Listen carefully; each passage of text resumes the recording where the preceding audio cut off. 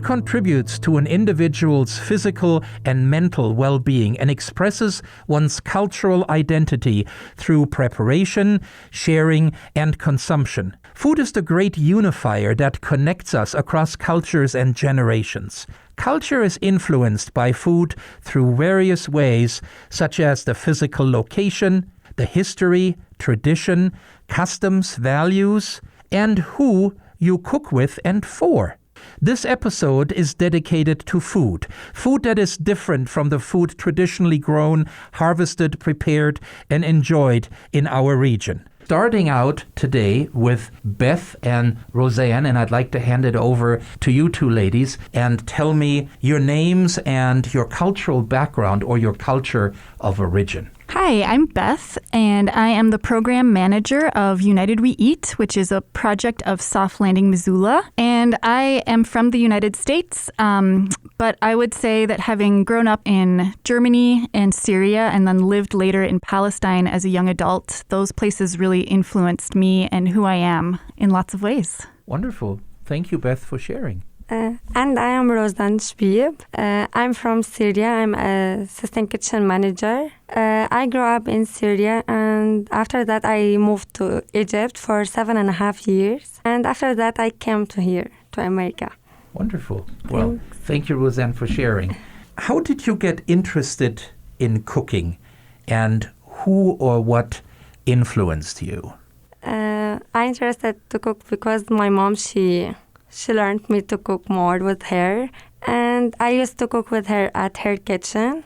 Yeah, my mom, she's learned me a lot about the food. And I'm going out on a limb here, but I would probably bet that most mothers have influenced their children in cooking or got them started in this, being in the kitchen with your parents, and probably specifically with a mother or a grandmother, is just something that for many people is I think how it all sort of started.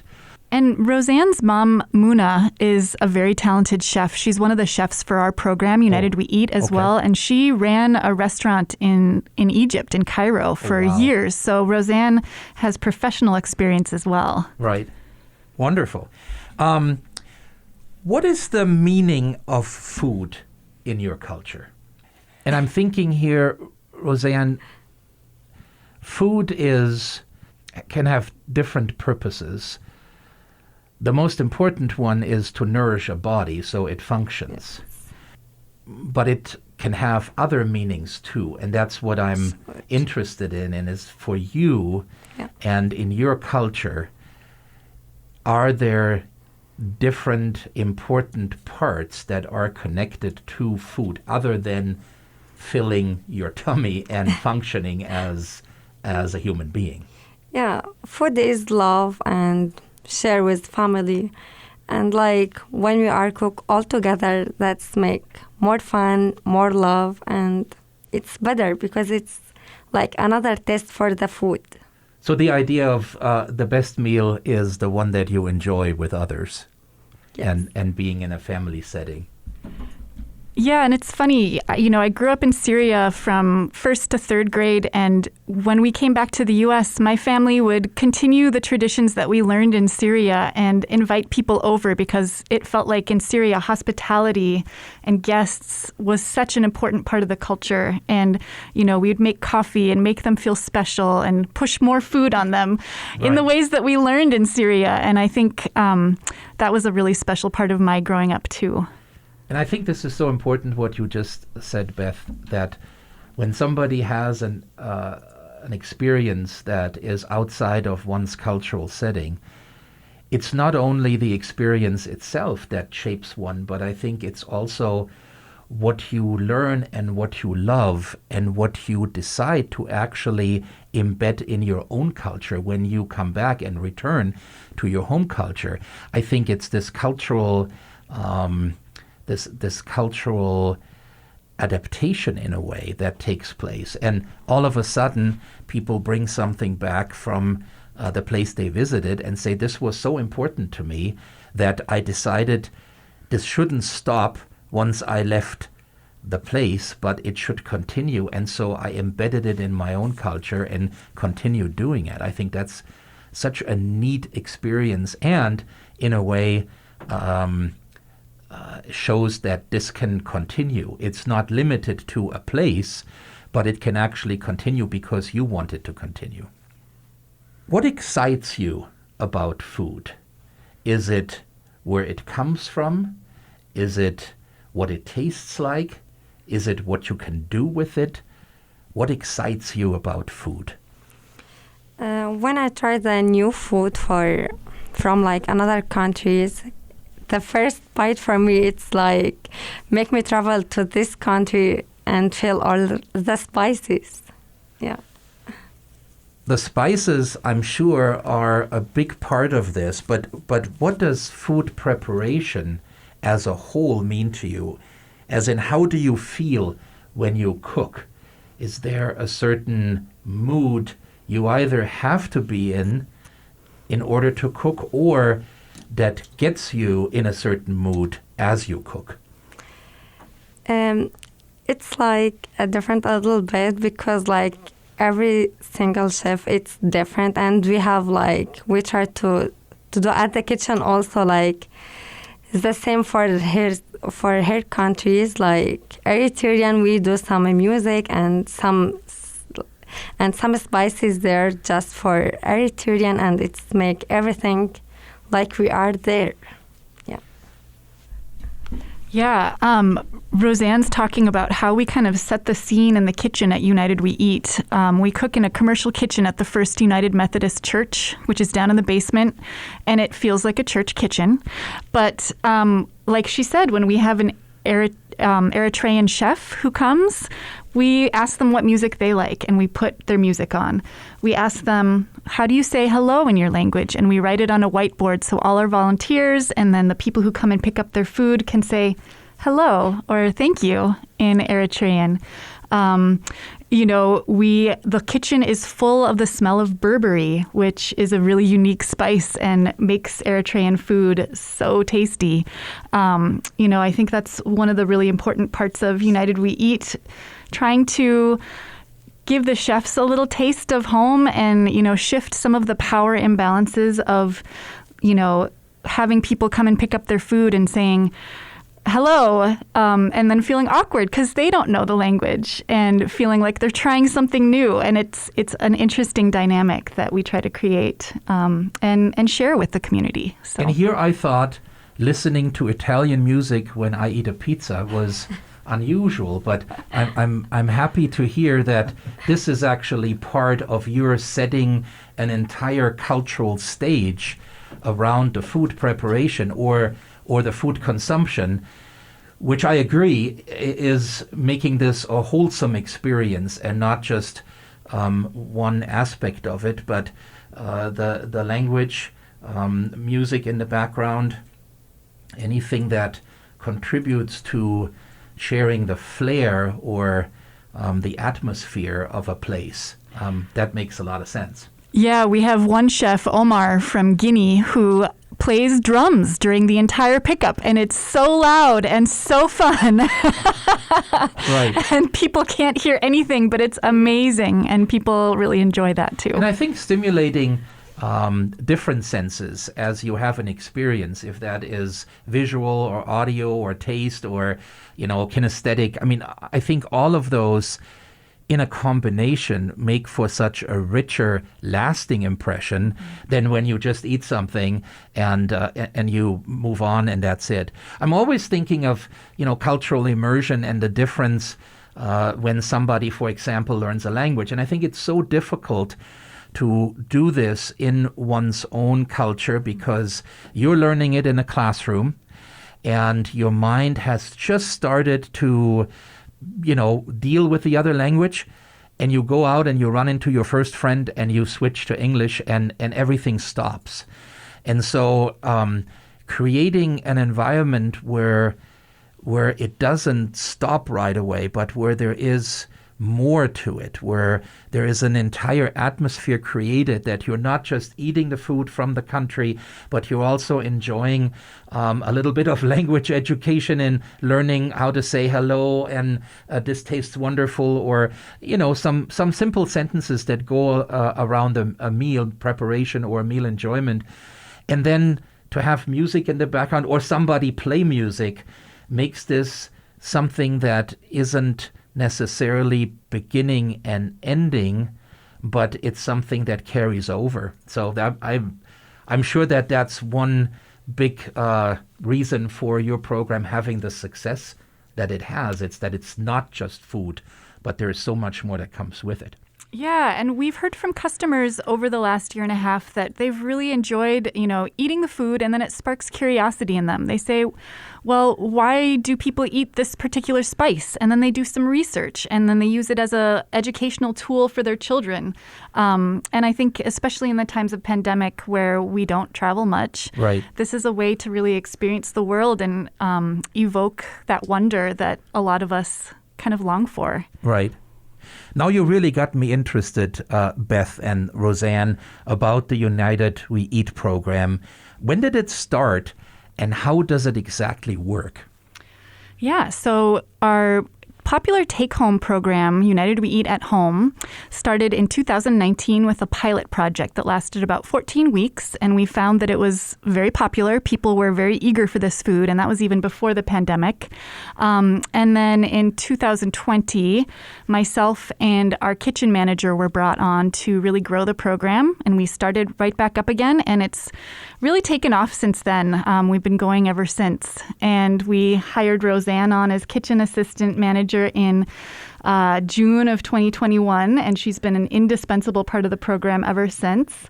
And really, United We Eat is our overarching food program. So under that, we have United We Eat at Home, and it's a weekly food program where people order food on Thursday mornings at 9 a.m. sharp. And if they don't order them within a half an hour, we sell out of the 150 meals that we have. Wow. There's just such high demand, and people are so supportive of our program and our chefs. That is amazing. Yeah. And it's a supplemental food program. So our goals are to provide supplemental income for our chefs and their families. And in 2021, we put over $40,000 of money back into the pockets of our 26 chefs. So that's pretty incredible. That's incredible. That's due to the Missoula community just loving the food and loving to welcome our newest neighbors. We also do 4 times a year cookie sales, and one is coming up in February for Valentine's Day. So if people are interested, do go to our website, unitedweeatmontana.org. We do virtual cooking classes with a different chef. We did about 7 last year. And it's a really fun way for people to cook out of the comfort of their kitchens and learn how to create a meal that's prepared by one of our chefs and have an amazing dish at the end of it to eat. And we are still kind of planning and seeing where we go from here. So the sky's the limit. We're looking forward to the coming year and seeing what emerges. Wonderful. I have a question in regard to the authentic ingredients in your recipes, and which ingredients are those, and can those ingredients be substituted, and why or why not? If you could tell us a little bit about that. It's a great question. We do have sometimes long internet searches for specific ingredients like cassava leaves for some of our Congolese chefs. We usually, end up buying Burberry spices from our chefs who, have their own purveyor and have very particular tastes of what kind and brand they want to use. Those are the Eritrean chefs. Others are a little bit more flexible. I think you mentioned flatbread when we were chatting earlier. And that's been an issue too, because, really good flatbread is such an essential part of Middle Eastern cuisines. And it's really hard to find it here. For a while, we purchased it from Anne of Anne's Foods, and she and her family sadly moved to Virginia, which is devastating. But both because we love Anne and because we love her bread. So now we're kind of in a bread scramble. But,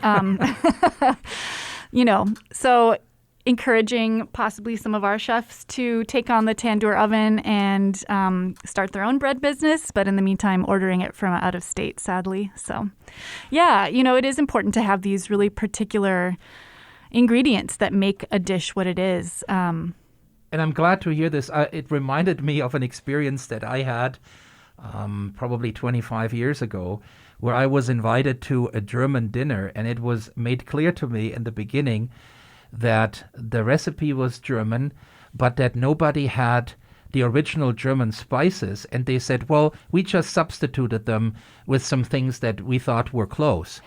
And needless to say, this was an interesting experience, and not really German food, or even close to German food that I was used to growing up, because at home my mother and grandmother cooked with the ingredients and the spices that were supposed to be in those recipes. And you can't just take them out and say, oh, we'll replace ginger, and why don't we use pepper? And oh, cardamom, we can probably replace that and put cinnamon in it. That doesn't work. And so I'm so glad to hear that you are not going the easy route and you're saying, oh yeah, we can substitute this with something, but that you're actually looking to have authentic ingredients, and that you're getting your products from places where you know that these are the right things you need for the recipes to taste the way they're supposed to taste. Yeah, it's funny you mentioned that German dinner, because after I returned from having lived in Palestine for 2.5 years as a young adult, I lived in Missoula, Montana, and I, out of kind of homesickness for this place that I'd lived, tried to recreate some of the meals, the matlube, the upside down beautiful pot of rice, and you can imagine how that went as a, inexperienced cook trying to create this dish that is a heritage for people, but it never tasted quite the same, and I didn't know how to make it right, and the vegetables were different. And Rozan, I'm curious, you've lived here for 1.5 years now. Have you found that food tastes different here in America than it does in Syria or Egypt? Yes. And also like the zucchini, it's so different, and like more spices also, it's so different, and some vegetable. Yeah. What are some of the spices, Rozan, that you remember growing up, that as soon as you taste them on your tongue, you are immediately thinking of your childhood? What are some of those that do that? We have in Arab country like 7 spices. It's a favorite for us. Like in every meal, we have to put 7 spices. Aha. Yes. And I think every Arab country has a slightly, and even maybe more specific than country, but down to the village even, would have a different blend of those 7 spices. But they include things like pepper and cumin and cardamom, cinnamon, and they're all mixed together in this special blend, and it's really delicious. Yeah. That would have been my next question. What are some of those 7? So thanks for sharing that. Do you have traditional cooking techniques that you incorporate in your food preparation that are different from the average pot and, the average soup ladle that you use? Yeah, so for Congolese chefs, we make this specific porridge called ugali or fufu. Uh-huh. And we found that we needed to buy a special, really long wooden spoon so that they could stir the ugali. It's this incredible workout. If anyone wants to really get an upper arm workout, come on an ugali night, because we will put you to work. We are a volunteer-run kitchen, and people stir this huge pot of very stiff cornmeal porridge, and it's not easy, especially if you're like Rita, one of our chefs, who is, a little shorter, and so she has to stand up on a stepladder. It's quite an amazing thing to see. And then for some of our Eritrean chefs, we have these special kind of crepe pans, it looks like. They're griddles called magogos, and they cook their amazing injera, the teff spongy bread that is eaten with every single dish. And then also the himbasha, the sweet celebration bread that we also eat. And so two questions I have, Beth. One is, how long do you have to steer? And the second question is, can you have first dips on the product when you're done steering as a reward? Well, you need some carbs after that. That's right. That's right. Well, we try to make it to order, so it's fresh and delicious for customers. So usually our chef is stirring, it seems like, for 2 to 3 hours straight. So as you can imagine, she has some pretty amazing upper arms. 2 to 3 hours steering? We try to give her some breaks, obviously, and we take turns too. Wow. But okay. Well, that is quite a process, I agree. About the recipes that you're using, are those passed on? Well, or I should probably rephrase this. How are the recipes passed on in your culture? Is it oral? Do people tell each other? Is it written down somewhere like our cookbooks that we have? Do you learn by viewing, by watching somebody? Do you learn by doing it? How is that done in Syria? All mother, they learn her daughter. Like my mom, she learning me how I cook, and like this, like memory. Yeah, more memory. So it's from memory and yes. by watching others do it. So very little is written down. Yeah, we don't write them because like we used to cook every day. Right. And because that like maybe every week we will do the same dish. Right. Yeah, because that's just like watching and memory. Right. And tasting. And more tasting. Sure. I think that's great when it works that way. The only fear I would have is that something could get lost over time because it isn't written down and it isn't somewhere where you could look it up. That's always my fear is, people move away, they take their recipe with them, and then you can't ask them because they're not there anymore. And then the dish goes bye-bye because nobody remembers how to do it. But I figured that it's probably an oral tradition more so than it is here, where, the cookbook section in any bookstore is significant. Because people love cookbooks. And I sometimes think they love to collect them, and I'm not really sure if they actually use them all that much, and I would be in that category too. We probably have 30, 40 cookbooks at home, and I'm using 2 on a regular basis. The others are just sitting in a bookshelf, and if somebody comes, I say, look, we have a pretty good cookbook selection, but we can't cook any of this. We have 2 books that we cook out of. But I think there's probably an advantage and disadvantage to either, but it's nice that it is, because that makes it more personal when you learn from somebody by A, watching it, and by B, being told about the recipe. Yeah. There's probably so much more that is communicated than just the ingredients and the process of it, because there is the cultural aspect and history, perhaps even. Yeah, and it makes it a challenge for our program too, to be working with all of these chefs who are incredibly talented cooks, but don't have anything written down and often don't have English to share it with us. So what we've started doing is a series of taste tests. So any new chef who wants to cook with us comes in and they bring a little sample of the different meals that they want to make with us, and we try them, and then we talk about the food, and we say, okay, so you need this, this, and this. What other spices did you use? And sometimes we use pictures to kind of figure it out. And then we do end up writing down our recipes. So probably for the first time for many of these meals, they're written down just so we could recreate them later, because we don't want to lose that beautiful tradition either.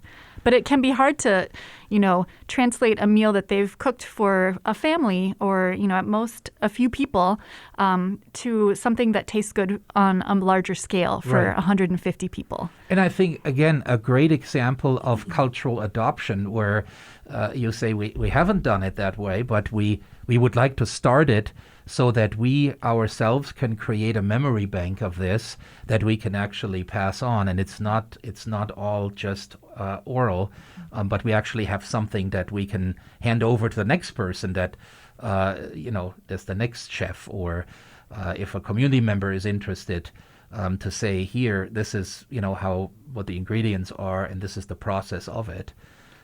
And we might be working on our own cookbook in a few years, so you can add Wonderful. that to your shelf, Udo. Oh, we will. The shelf is big enough to hold even more, so that's not a problem. And I promise at some point I will cook through those books. It's just, how it is. You just have your favorites, and they're easy to make, and, that's the books that you get out. And then there are the other ones where you go, yeah, someday I'm going to open you, and I'm going to look and create a recipe from that book. Speaking of food preparation and recipes, can you recall an especially memorable meal that was prepared in the United We Eat program, and what made it special? Like all the meal, it's special for me because it was like a new taste for me and a new recipe and new everything. But the Eritrean food, because it was like a lot of onion and like stir on the stove for maybe 5 hours, and after that get a beautiful sauce. Yeah, it's my favorite. Wonderful. Thanks for sharing, Rosanne. Sure. Beth, how about you? I was going to say something similar. It's been really special for me since bringing Rosanne into the kitchen to watch her form relationships with other chefs. And in particular, she and one of our Eritrean chefs, Taka, who spent time in a Sudanese refugee camp and speaks Arabic, those two have really connected because they're able to communicate. And I just remember this one food pickup where Taka cooked and Rosanne was helping, and they were showing each other dance moves and talking in Arabic together, very different Arabic, but they could understand. And Taka started calling you Rosie. And I just think it's really special to watch these relationships form too. And, that's a really big part of our program and our goals. We have these very quantifiable goals of we want to earn supplemental income for our chefs, but we also have this cultural bridge building piece. And yes, we want to connect chefs with the larger Missoula community and the community with the food, but I think it's also really special to watch chefs develop relationships amongst themselves too and become friends. And, it's hard to quantify those kind of things, Absolutely. But watching it happen is really special. Right. Thank you for sharing that.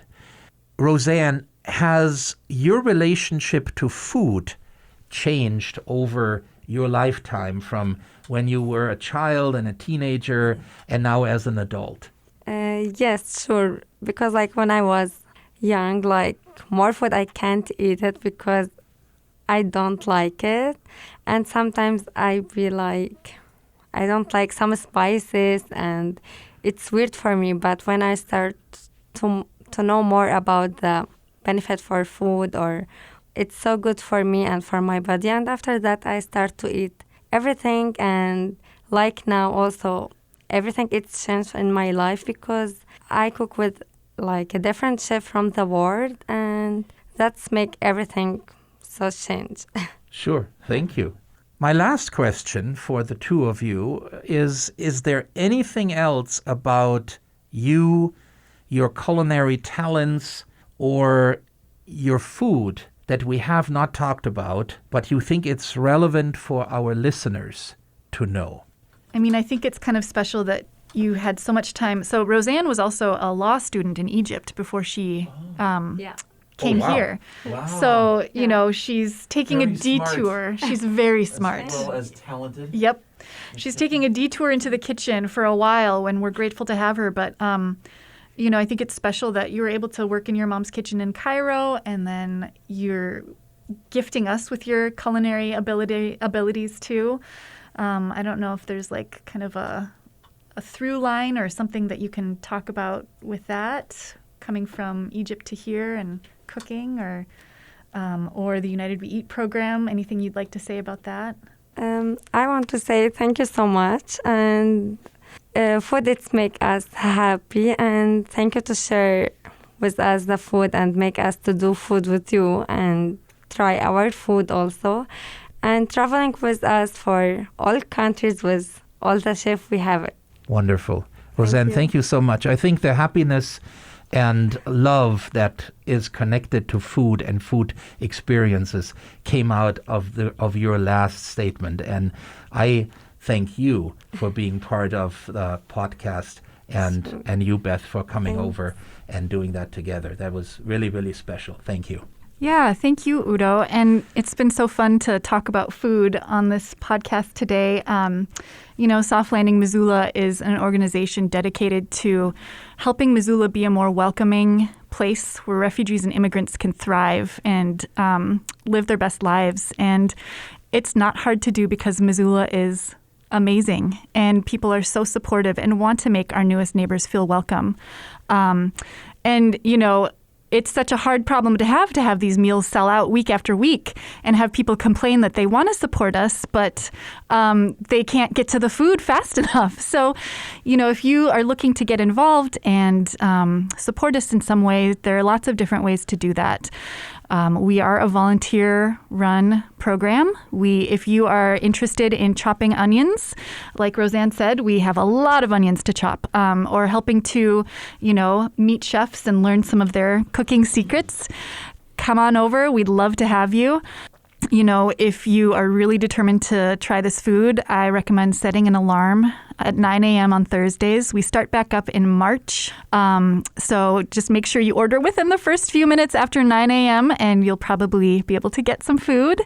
And then try ordering cookies from us in February. We'll be selling those. And just go to our website, unitedweeatmontana.org, and you will be able to find upcoming events and news. So thank you again to everyone. And sahtain, as the people of the Middle East say, which means bon appetit.